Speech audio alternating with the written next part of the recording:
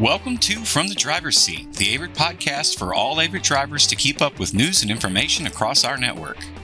Make sure to subscribe on your preferred podcasting app to make sure you're notified as soon as every episode drops. And now, hosting from the driver's seat, Director of Driver Services, David Broyles. Hey everybody, it's From the Driver's Seat podcast, and I hope you're doing well. We got two great guests today. Got two truckload drivers with us. We got Rick and we got Kelvin. How y'all doing? Great. Doing fine. Doing good. But good to see y'all here. Glad you came. And we want to talk just about truckload a little bit. What makes it work for y'all in truckload? I know. How many years you been here, Rick? Right at 20. Right at 20 really years. Close. Almost on that over 20 I can team, step right? on it. I'm so close. Yeah, that's good. You'll be getting a phone call there, right? Mm-hmm. Gary Sasser will call you shortly. Good. Well, good. How many years you got? 14. 14. And Rick, you're out of Clarksville, and you're out of Grenada, Mississippi. That's the quiet spot, right? That's the secret spot Grenada is when you're going through there. If you want to sleep at night, it's a great place to sleep, isn't it? Because not a lot going on. Real great place to stay. Real great place. Clarksville's pretty quiet too. Clarksville is too. Both those locations are quiet, but yeah. So y'all been here for quite a while. Can you get the miles that you need in order to make a good paycheck? That's really what it's all about, right? Yeah, you can. And home time, right? Yeah, how to utilize your time in running, and you might have to leave out on a Sunday. Just don't depend on leaving out on every Sunday. But hey, you leave out on a Monday, sometimes you still can make your miles. And how you run is, plan your trip. Give yourself at least 2 hours space time on how you run. Right. And let everything fall in place. So when you say leave out on Sunday, it's leaving out in time to make your delivery and have hours? Is that what you do? Yeah, that's how I do it. Like for this, I left out this Sunday before last. I leave out, even though some people wait till the last minute to leave. I would leave that Sunday evening in time to set yourself time up to get to where you're going. And when you sit down, the next day come around, hey, you're ahead of the game, you got a full clock, and then you're not getting to where you're going and your clock is running. So you're really ahead of the hours. You're not behind the hours, Correct. And that's part of the key. You do the same thing, Rick? Yeah, when I need to. One of the reasons I came to Averitt is about home time, though. I do not like to leave on Sunday. I'll just be honest. Right. But if you need to, you need to. And then when I am going to leave on Sunday, I'm going to leave early enough where I can get my whole break in when I get to the consignee to deliver. That way I can start with fresh hours, and that I haven't lost that Sunday. I made money that Sunday. Yes, sir. And another thing I like to do, if I've got a window of 8 to 1500 to deliver, I'm going to be there at 7:30. Most customers will go ahead and take you early. You sweet talk them, get in there and get out, and be ready for that next load. If you wait till the end of your window, then you've shot the day. It's going to be harder for planners to find you a load and keep you rolling, and you don't need to do that. On top of that, while you're doing that, communication is key. Let your fleet manager know, hey, I've got a big window, I'm going to deliver early. Can you talk to load planners, see if we can't line something up, And if he knows and aware of it, they see you're there, they can track you, then, that's the way it works for me. You do the same type of thing, That's Kelvin? how I do it. Do you? Yeah. And like I said, you communicate with them, they communicate back with you, everything fall in place. I think the other thing, you've been here 14 years. I think one thing is too, obviously communication, I think, is a key. Yeah. Communicating, building that relationship with your fleet manager and having that communication, but then the patience to do the right thing too. Just don't get impatient and get out of line, right? Yeah. That's right. That's I've learned over the years, because I used to be all about, I want to load, and we're in death. They know, just give them time, they'll get you something. Right. And if you've got a load there's too much time on, don't sit on it. Let your fleet manager know, and they'll route you somewhere and drop and swap and keep rolling. Yep, that's key too. That's came in real handy. Has it? Yes. Some drivers, sometimes I talk to some drivers and they say, I don't like to drop and swap. I don't like to swap, but it's a big advantage if you're on a load, for instance, that you could be there tomorrow, but you really can't deliver it till the next day or something, You could lose a whole day just by sitting on the load, right? Yeah. Right. Now, a lot of us, me included, hate losing a 450, but if you can drop that dude and get something better and get the miles on it, you'll make up those miles, and you're not having to sit and wait till the next day to deliver it and then worry about getting a load. Right. You get lined up and uses your hours, right? Yeah. Miles are picking up now. They have for me the last month. I had a really good week last week, and I think it's going to just start getting better. So you better be prepared to do that. Yeah. You need to.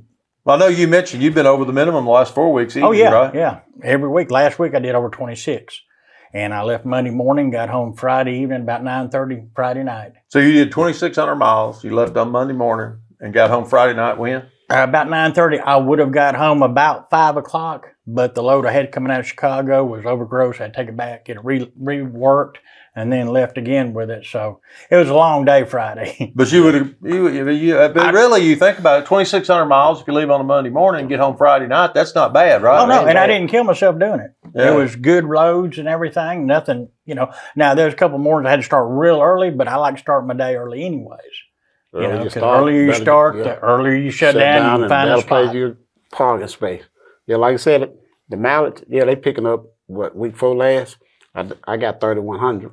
Wow. Dang. That's knocking it out of the park. I left that Sunday by lunch, but I didn't, like everybody else, don't want to leave Sunday, but hey, sometimes you have to, and it paid off leaving that Sunday. If you do it the right way, like you talked about, if you have to leave on Sunday, you need to leave on time to get your break in before you start the next day. You've already so whatever miles you drove on that Sunday, really those are in the bank. Yeah, you still got 5 full days to go, right? In a way, it's almost like a 6-day work week, almost in a sense. But you're getting that full 5 days coming in. But you did it the other day, just 2,600 miles, and that 2,600 miles is going to be good money. It really is. When you think about it, you're only out 5 days. I think the home time at Averitt. That's one thing, we've always, Gary has always been, home time is always vital. And I think they do a good job with that. Oh, yeah. Yeah. Well, especially being forever getting like 2,000, 2,200 miles. And now it's picking up. So we need to take advantage of it while we can. And I think it's just going to get better. Yeah. Feast and famine in this business, right? It is. So we've been on famine for a little while. We're ready to start feasting, right? Dang right. So we need everybody to buckle up and do the right things on the front end, right? What do you do about during the week to save your clock? In other words, to have more hours when you need hours to drive. What do y'all do? Do y'all do anything in particular about that? Yeah, if I'm stuck somewhere for a while, I'll put myself either sleep or berth or off duty. If you can do that for 2 hours, you can freeze your clock, and then you can run later. That's one way. And like I said, I'm bad about if I've got a window or if my appointment is 1,400, I'm going to be there between noon and 1,400. I don't like to get there over 2 hours early because you get shooed away. But if you can get there an hour, they'll usually get you in. Yeah.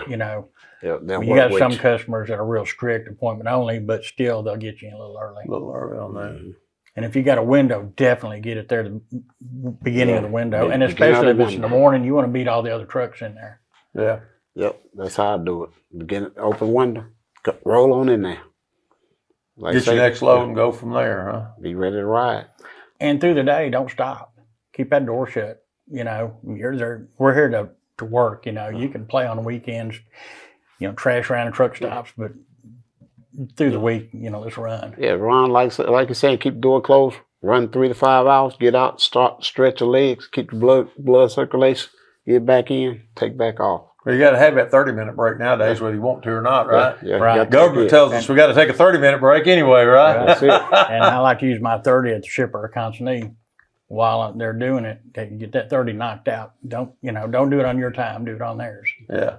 That's a good idea. I hadn't really thought about doing that, but if you have the opportunity to do it the consignee or the shipper, that's a good way to do that 30. And that way, you ain't got to get back off the interstate because really a 30 is more than a 30 if you got to get a big truck. Sometimes you get your 2-hour break at the consignee too. Yeah. Shipper. Yeah. And if you're like 25 minutes or 20 minutes even into that close, just sit there.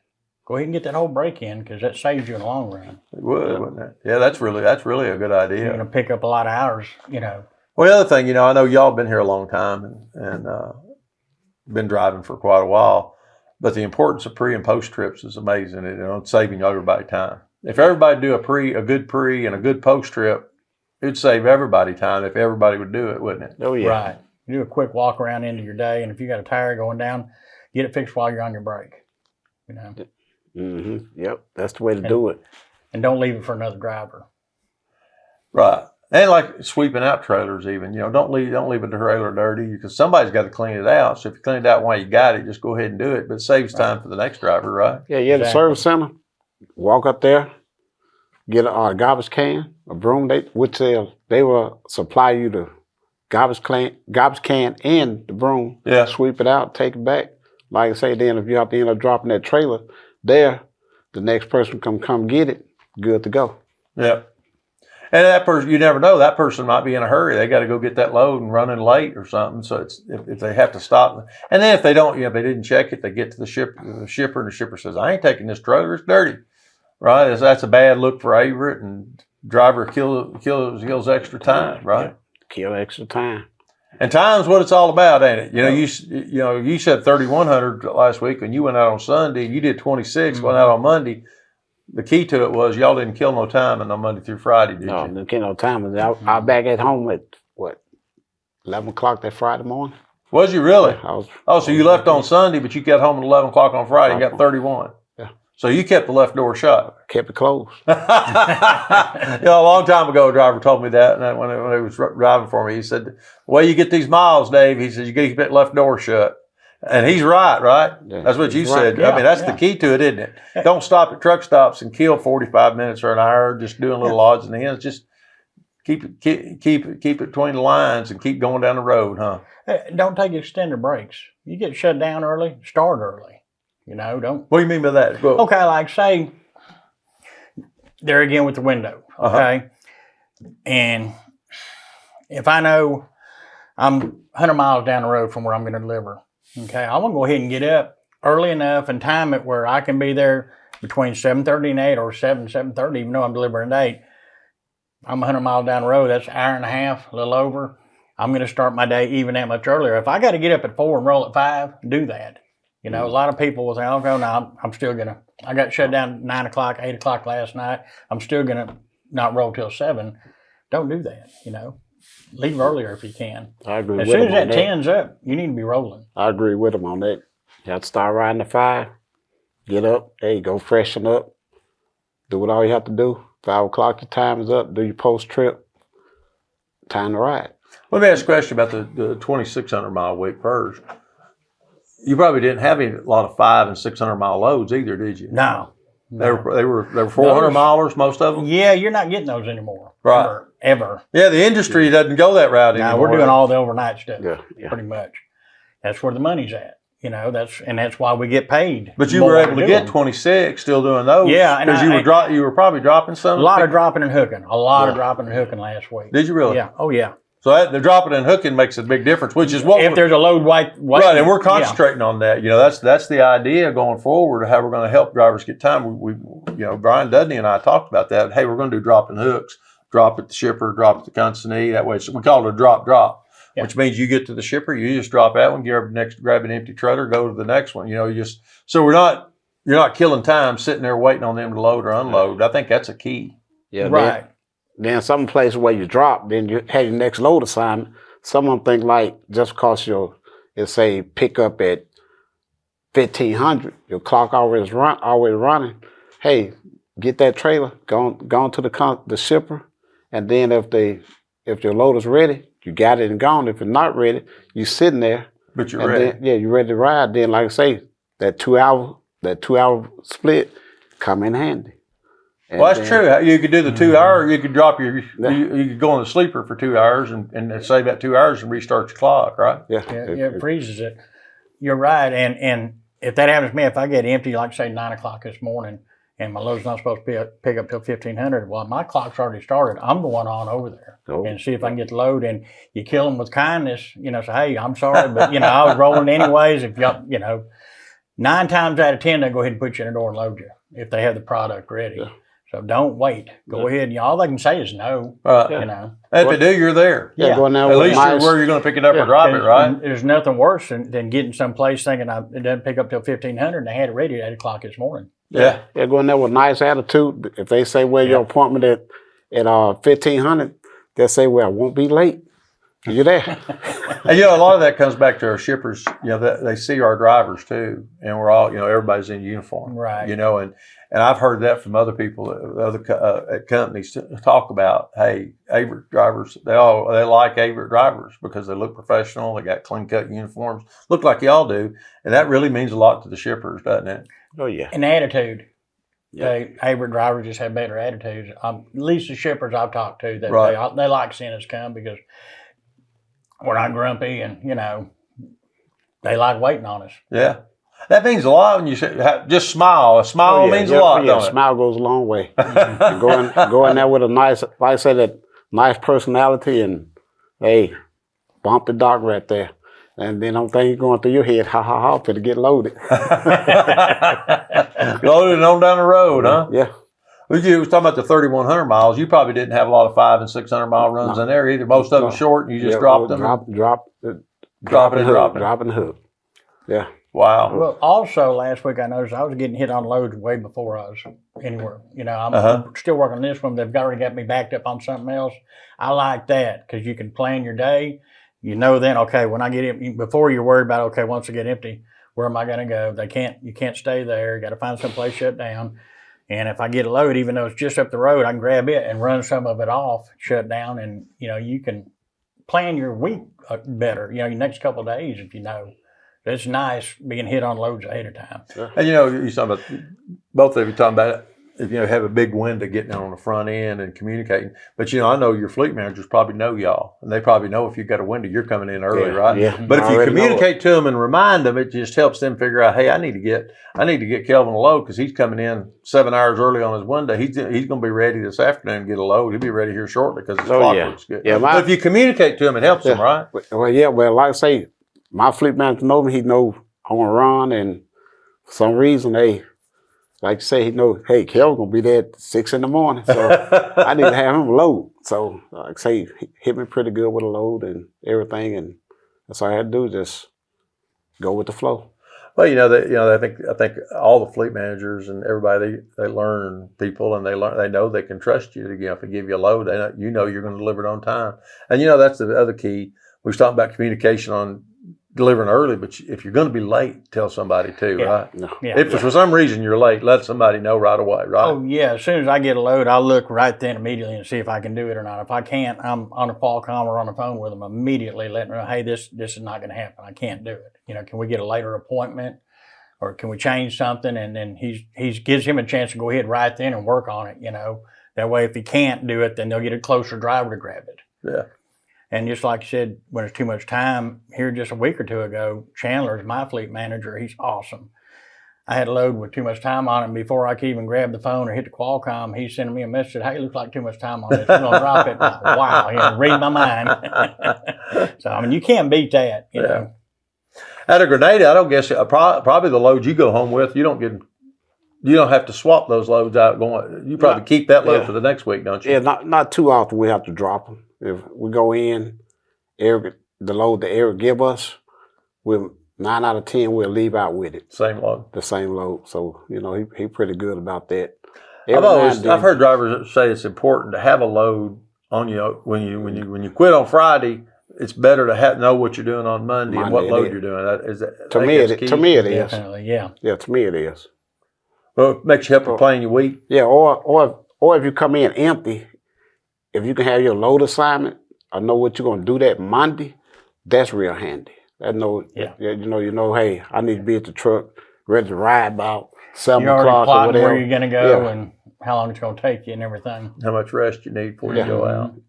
Correct. So really, when it really comes down to it, it's just doing the right stuff on driving. Yeah, that's it. That's how you get your miles. Yeah. Is leave when you can, leave as early as you can, and we all like home time. We know that. Mm-hmm. So but I think overall, Averitt does a good job with everybody's home time. Definitely.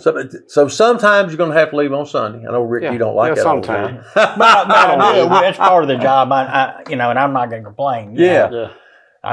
What you have to do, if I get a load where I got to leave on Sunday, first thing I'm doing is messing in. Hey, anybody crying about miles, they can have this load. And he'll say, I'll see what I can do. And sometimes they can cover it, sometimes you can't. Can't cover it, that's fine. But I asked. Right.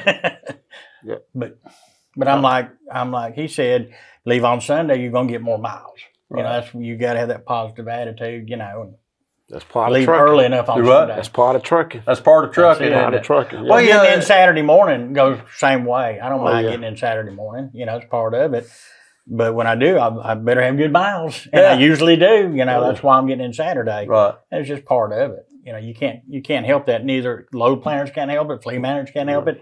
That's trucking. It's part of it. You know, we've been doing this a long time too, and you know, you always think it's hard to plan it, and then when you get it planned, something's going to mess up. Yeah.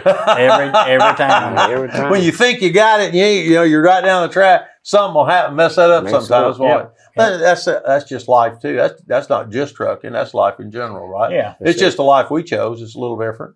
Yep. But it's a I think Averitt does a good job with what they can do, and that's part of it is we got really good drivers overall. I mean, we really do. I mean, you think about 20-year truckload, 14-year truckload. That's a lot of experience in truckload, and y'all do a great job. It's I know it's a tough job. Glad y'all do it. Glad y'all are out there in front of the customers. Y'all represent us well, and that means a lot too because we're trying to get more freight.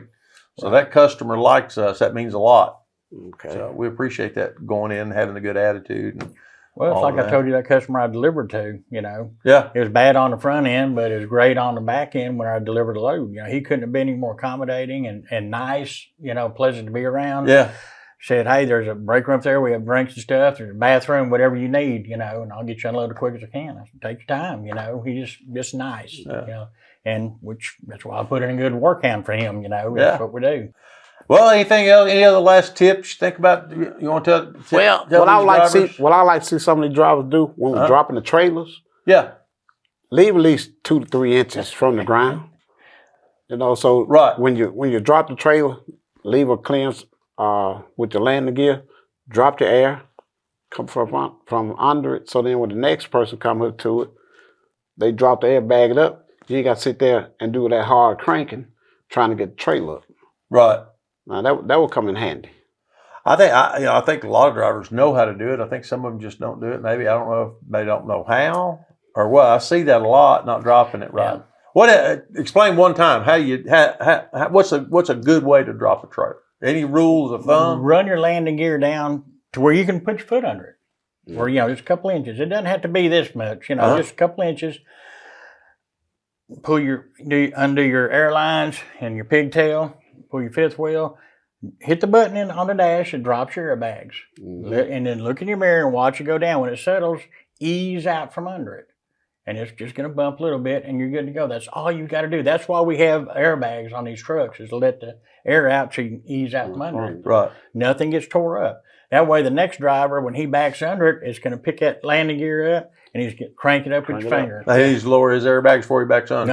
No, you leave your airbags up. Leave when them you're up. going under it. And it'll pick the trailer up, and then you can crank with your finger. Yeah.